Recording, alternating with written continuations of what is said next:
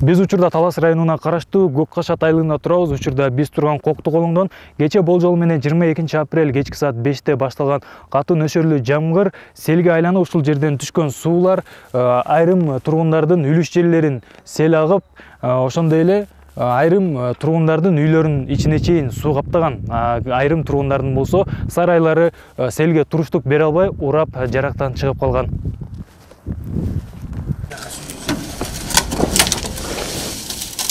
Талас районунун Көккашат айылынын тургуну Сагынбай Рысалиев үйүнүн Коро сарайынын эшиктерин мынтип ачып койду. Кечээ нөшөрлөп жааган жаандан улам айылга сел каптап, бул короонун дарбазасын жулуп, Коро жай үй ичин толук суу каптап кеткен. Жерде кудук мынакей бир канча метр? 1 метр болобу, мына кудук полный жабылган кечээки суудачы. Ушул жерди мындай эле эметип турду да, суу көлкүлдөп турду. Анан бияктан үйлөргө кирип кетти. Азыр мынакей үйдүн ичинде турубуз. Нерде бози сакталчу элем мен. Склад болчу, бу дагы полный суу болчу да, анан кечөөнү түнүндө эме келди, МЧСтин балдары келип, насос менен сордурушту да баарын. Түнкү саат 11-12-лерге чейин.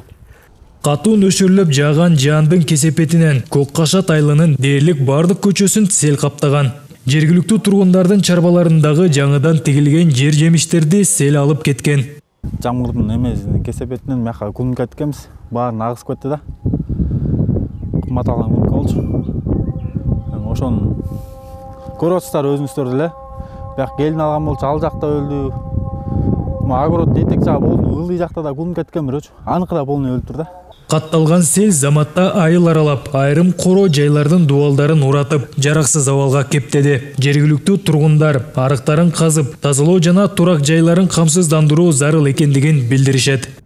Бир чети тилсиз чоо дейт, сабак катары болду да. Мындан кийин арыктарды өз убагында казып, убагында астына ала чараларды көрүшүбүз керек да. Дагы жакшы, Кудайга шүгүр, мурун дагы бир МЧС менен каналдарды казып дагы жеңилирээк болду. Бул арыктардын баары эмнеден толду? Баары мусор агат, өзүбүз эле чыштайбыз, бөлөк жактан келе эч ким чыштабайт. Койдун өлүгү, памперс, баклажка, бүт чырпык, бүт агып келди. Эми эл журтка деле, мамлекет деле мынакей кызматка эле түшүндүрүп эле жатат. Ой, 1 жылга 600 эле сом экен. Ошону 1 жылга төлөп койсоңор, камсыздандыруу эми кандай мамлекет эми бир Алладан экен да бул кырсык деген каш убактын ортосунда келип калат экен. Мамлекеттен кичине да болсо жардам болмок да. Ал ортодо айыл өкмөттүн жана өзгөчө кырдаалдар башкармалыгынын оор техникалары тартылып, сел каптаган аймактарды жеринде тазалап, келтирилген чыгымдардын көлөмүн эсептеп жатышат. Эң негизгиси Кудай сактады. Баягындай жертвалар жок. Майда барат жан-жандыктарды азыр тактоо иштери жүрүп жатат.